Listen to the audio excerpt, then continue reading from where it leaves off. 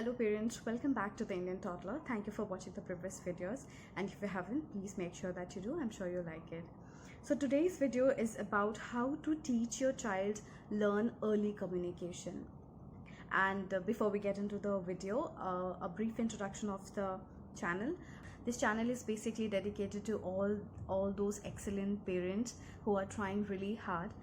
The channel deals with all parenting issues that we as a young parents have to deal with in our day-to-day life while raising a child. We try and come with a possible solution considering what was the earlier parenting methods and tips, and what are the new contemporary parenting ideas. I also share some nice, tasty, healthy, nutritious toddler food which you can try for your toddler and see how it works out for you as an Indian cooking. And also we share a little bit of life. I give you a sneak into my daily routine, or the way we live, and the way Indian family lives. And also we share various kinds of activities that I organize for my toddler to give them a brainstorming, which you can also use for your baby and help them develop as a smart kid, so as to make the valuable time that your toddler is spending with you to be a productive and lovable time. Now the question here is, why is there a need to develop early communication of your child? Communication is a major thing. It just sorts out life for both parents and children. The development of communication skill is important so that the child could communicate what is their needs and what kind of help they want from you. And it is also important for you to communicate as to what you want them to do, or what you are trying to communicate to them. When you teach your child early communication, you just eradicate that chaotic situation that parents and children unknowingly get into, because the parents are not understanding what the child is trying to communicate, and the child is not understand what the parents are trying to communicate. So in order to escape from those kind of difficulties, it is important and it is advisable that we develop communication skills as soon as possible. So now, when is the exact time when you can develop those communication skills of your baby? So communication can be started right from the first day they are born.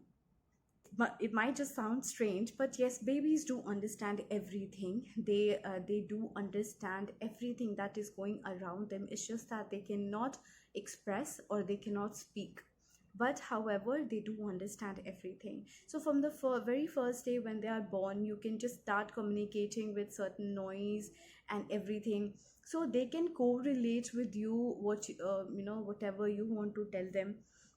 So in that way, the very first day that a baby is born, you can start training them to communicate. And I'm sure by the time a baby is 13 to 14 months old, they will be comparatively very good enough to communicate. I am going to discuss some of the tips that can help you in in bringing them in practice, so that you can help your child develop their communication skill as soon as possible. So first and foremost is conversation. Just talk to your child. Now you must be wondering, what should we talk to our child, and they are not grown enough to understand what we are trying to say. I know they are not, but then what we need to do is just to keep talking anything. Say for example, you're going in a kitchen, you take him along with you. Tell him what you're doing. If you're putting oil on the pan, tell him I'm pouring oil on the pan. Now I'm going to put the butter on. So that way they start understanding. Remember, the more inputs that you give them, the more output you can expect. Your communication might include that, oh, I'm making a bed, can you pass me the pillow? I know he will just stand still there because he has no clue what you want him to do, but then you have to pick up the pillow and say, can you pick up the pillow for mama? And that is how they learn. They will get to know that this is called pillow, and this process is called picking up. So that is how gradually, step by step, with consistency, with every time communication and every time talking to them, they get to learn very easily. Second thing is correlate. So whatever you are talking, you have to correlate with the objects. Say for example, do you want a glass? Okay, you pick up a glass and show it to them. Do you want a glass? Do you want water? You drink and show, and you can just move the glass and show water inside the glass and say, do you want water?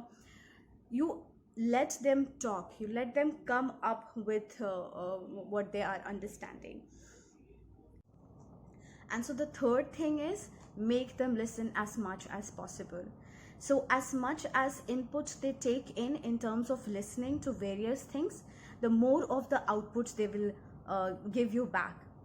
Talking, singing, hymning. So those are the things. Say for example, you put on some mantras early morning, and gradually you will see that they are listening to the mantras. Then at the times when the mantras are not being played, you hymn or sing those mantras, and gradually you will see in a couple of days they will just start hymning or probably pronouncing the Sanskrit words, difficult Sanskrit words, and you have done nothing, you just made them listen. So in terms of rhymes, in terms of Vedic mantras, in terms of counting, alphabets, your Devanagari or whatever regional language that you want to teach them, just make them listen. And after they are done with listening, you have to repeat those things and sing with them. Singing with them is very important, because then they can correlate of what they heard and what mama is singing, and then gradually they will pick it up. Show them in the book flowers, trees, stones, grasses, and when you take them out for an evening walk or a morning walk, you can just correlate. Beta, we've seen this book in the book, the tree, the flowers, we saw that in the book, and that way correlate. If possible, take the book along with you and correlate every object that you see in the book, to let them understand that whatever objects are there in the book, they are in actual existence and they are around us, and that way they will get to learn the exact word that is the name of that object. The next point is, don't change your language. I know kids speak in a little twisted kind of a language, which is not very clear, and people find it very cute and choppy, and so they want to copy the same language, but that is not the way it goes. You have to teach your language to them, and you don't have to learn their language. If you start talking in the manner they talk to you, probably that will be the language they will pick it up. So we don't want that to happen. So do not talk to kids in their language, rather talk to them clearly in your language. And if at all they are not clearly pronouncing the words, you help them out, you talk to them and you tell that word and pronounce that word for them. That way you can just help them out. Do not use any baby language that people find very sweet and choppy to use. And the next thing is, once a child learns a wrong word, a wrong thing, it will be very difficult for him to unlearn that and learn the correct words. So it is very important that from a very early age, we tell them the correct word and let them use it. It is not difficult for them. We as parents might think that the child is very young enough, and what if, there's no harm if he is calling a cow buffalo cow. When he grows up, he will have a different perspective and he will understand. It will be very difficult for your child. There are certain objects which might look alike, but the names are different. So your child might call a cow a bull, a cow, or he might not understand the difference between a cow or a buffalo. So you need to correct them at every point. They call cow buffalo or buffalo cow. So a lot of different objects are there which look almost similar but have different colors, like donkeys and horses, white and off-white. and stuff like that. So you need to correct them at every point. And even if there's a very thin line of difference, say for example the color, when you teach them color, off-white is different and white is different, so you have to specifically tell them, because here I want to mention that unlearning is something which is very difficult. So use the correct words always, and identification of the object, clear distinction of the object, their names should be very clear. The next point is, do not take a step ahead. Let them come up. Wait. I know it is very difficult. As parents, we just want to rush in and put the word in their mouth. Do not do that. Do not put words in their mouth.